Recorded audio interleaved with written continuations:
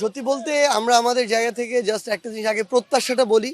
প্রত্যাশা করি যে এই যে রাজনৈতিক দলগুলো আছে তারা তাদের জায়গা থেকে ব্যক্তিগত, গোষ্ঠীগত, দলীয় এই স্বার্থগুলোর আগে বাংলাদেশের স্বার্থকে প্রাধান্য দিবেন, বাংলাদেশের মানুষের স্বার্থকে প্রাধান্য দিবেন। যদি এটা দিতে পারে তাহলে যেই কাঙ্ক্ষিত ফলাফল আমরা অভ্যুত্থানের পরবর্তী সময় দেখতে চাই, যেই পরিবর্তনটা দেখতে চাই সেটা দেখা সম্ভব। কিন্তু আমরা আমাদের জায়গা থেকে মনে করি এই যে সদিচ্ছাটা, সবার এই জায়গায় এই সদিচ্ছাটা আরো বৃদ্ধি করতে হবে, তাহলে আলটিমেটলি যে রেজাল্ট আমরা চাচ্ছি সেটা পাবো।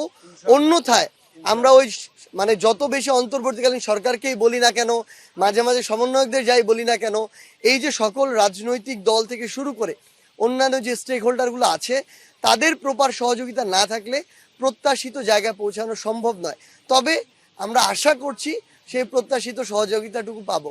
আর আরেকটা বিষয় হচ্ছে যে গণঅভ্যুত্থানে নেতৃত্ব দেওয়া ছাত্র জনতা বা ছাত্রদের তরুণ নেতৃত্বে যদি কোনো দল গঠন এবং অলরেডি হচ্ছে, সেখানে বড় রাজনৈতিক দলগুলো আসলে নেতিবাচকভাবে নিচ্ছে কিনা বা বাধা, আপনাদের কাছে কি বাধা মনে হচ্ছে কিনা নতুন দল গঠনের? আমরা আমাদের জায়গা থেকে আমরা বাধা মনেও করি না, অনুভবও করি না। খুনি শেখ হাসিনার মতো মানুষ 2024-এর ইলেকশনের পরে বাংলাদেশের মানুষ মনে করেছিল শেখ হাসিনার মৃত্যু ছাড়া তাকে আর সরানো সম্ভব না। এত বড় একটা বাধা সরিয়ে ফেলেছি।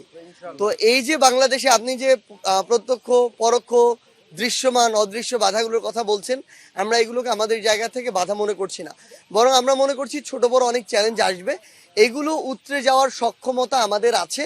যদি আমরা ঐক্যবদ্ধ থাকি তাহলে এগুলো কোনো বাধা নয়। এবং আরেকটি গুরুত্বপূর্ণ বিষয় হচ্ছে বাংলাদেশের অন্যান্য রাজনৈতিক দল বড় হোক ছোট হোক, তাদের মানে মানসিকতা বর্তমান সময়ের সাথে কতটা প্রাসঙ্গিক তারা এখান থেকেই বোঝা যাবে যে তারা অন্যদের প্রতিযোগিতার জন্য কতটা স্পেস করে দেয়। তারা যদি স্পেসটুকু করে দেয়, সুস্থ প্রতিযোগিতার পরিবেশটি বজায় রাখতে সহযোগিতা করে, তাহলে আমরা মনে করব যে এই সময়ের সাথে প্রাসঙ্গিক মানসিকতা তাদের দলের আছে, দলের নেতাকর্মীদের আছে। যদি না থাকে, যারাই সময়ের সাথে অপ্রাসঙ্গিক হয়ে যায় তাদের অবস্থা হাসিনার মতো হয়।